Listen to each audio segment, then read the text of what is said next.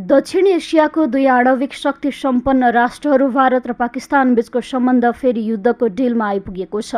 पछिल्ला 2 दिनमा दुवै देशले आकाश मार्फत मिसाइल र ड्रोन आक्रमण गर्दै एकअर्कालाई आक्रोशपूर्ण जवाफ दिएका छन्।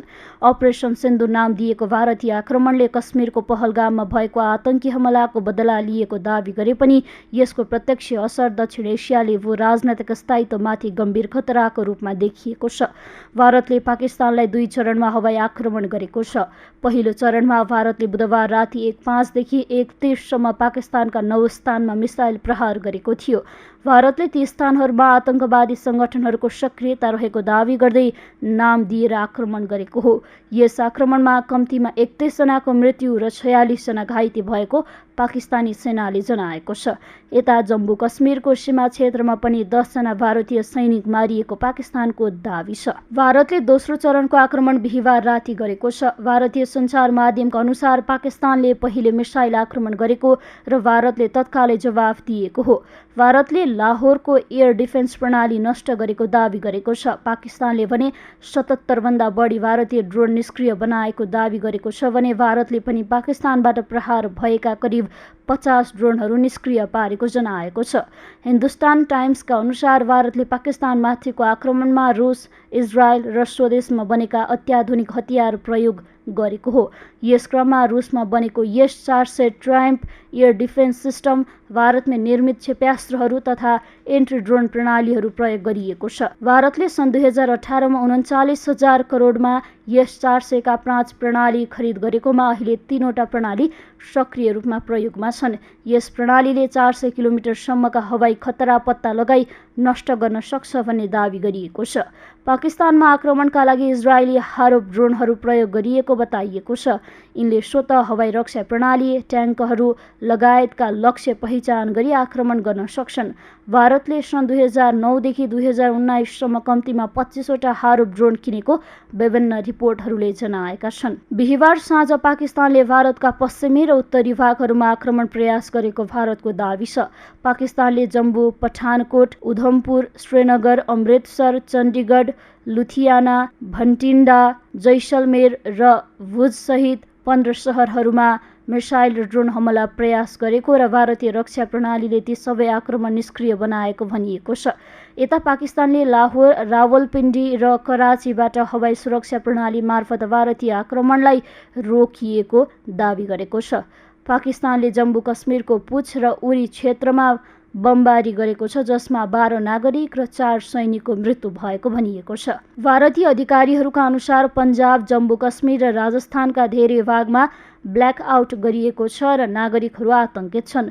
चण्डीगढ, अम्बाला, जैसलमेर लगायतका क्षेत्रमा हवाई आक्रमणको सतर्कता जारी गरिएको छ। अम्बालामा पहिलो पटक हवाई आक्रमणको चेतावनी जारी गरिएको र सबै शैक्षिक संस्थाहरू बन्द गरिएको जनाइएको छ। भारतको नागरिक उड्डयन सुरक्षाले देशभरका विमानस्थलहरूमा सुरक्षा सतर्कता बढाएको छ। यात्रुहरूको कडाइका साथ चेकिङ भइरहेको छ र आगन्तुक प्रवेशमा रोक लगाइएको छ। भारत पाकिस्तान तनावका कारण दुवै देशले आफ्नो आन्तरिक सुरक्षा व्यवस्था कडा बनाएका छन्। उक्त द्वन्द्वको असर खेलकुदमा समेत देखिएको छ। भारतको IPL स्थगित भएको छ भने पाकिस्तानले PSL UAE सार्न बाध्य भएको छ। पाकिस्तान क्रिकेट बोर्डले रावलपिण्डी रङ्गशालामा खेल रद्द गरेको थियो किनकि सो क्षेत्र नजिक भारतीय ड्रोन खसेको थियो। धर्मशालामा बिहीबार राति पन्जाब किङ्स र दिल्ली क्यापिटल्स बीचको खेल पनि 10.1 ओभरमा रोकिएको थियो। यस तनावका कारण भारतमा इन्धनको माग अचानक बढेको छ। उपभोक्ताहरूले LP ग्यासको हाहाकार हुने डरले ग्यास सङ्कलन गर्न थालेका छन्। इन्डियन आयल कर्पोरेसनले बजारमा ग्यासको कुनै अभाव नरहेको भन्दै सर्वसाधारणलाई नआत्तिन अनुरोध गरेको छ।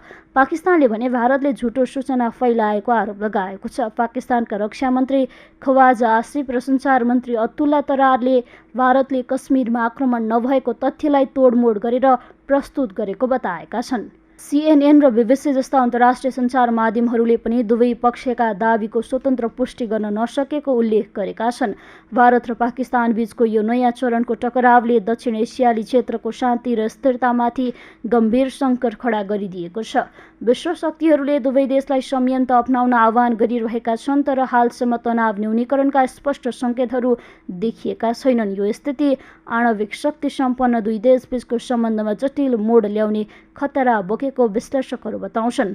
भारत र पाकिस्तान दुवै आणविक शक्ति सम्पन्न देश हुन्। यस्तो अवस्थामा सैन्य आक्रमणको प्रत्येक गतिमा आणविक युद्धको सम्भावना झल्किन्छ। यद्यपि हालसम्मको द्वन्द्व प्रविधि र लक्षित आक्रमणमा समेत देखिए तापनि यदि तनाव नियन्त्रणमा नआए यसको स्वरूप अप्रत्याशित र विनाशकारी हुन सक्छ। अन्तर्राष्ट्रिय समुदायले यही सन्देश दिएर शान्तिपूर्ण समाधानको आग्रह गरिरहेका छन्। पहलगाम आक्रमणपछि भारतले कश्मीरको नाममा पाकिस्तानमाथि आक्रमण गरेको छ। कश्मीर सन् 1947 यता भारत पाकिस्तान तनावको स्थायी उराठ बनेको छ।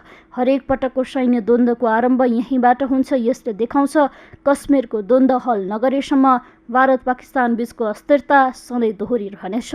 भारतले आफ्नो प्रतिरक्षा क्षमताको प्रदर्शन मात्र होइन रणनीतिक उद्देश्य पनि पूरा गर्न खोजेको देखिन्छ। चीनसँगको समेत तनाव, नेपालसँग सम्बन्ध सन्तुलनमा राख्ने प्रयास र दक्षिण एसियामा बलियो क्षेत्रीय नेतृत्वको चाहनाले भारत युद्धको सन्दर्भमा पनि सन्देश दिन खोजिरहेको हो।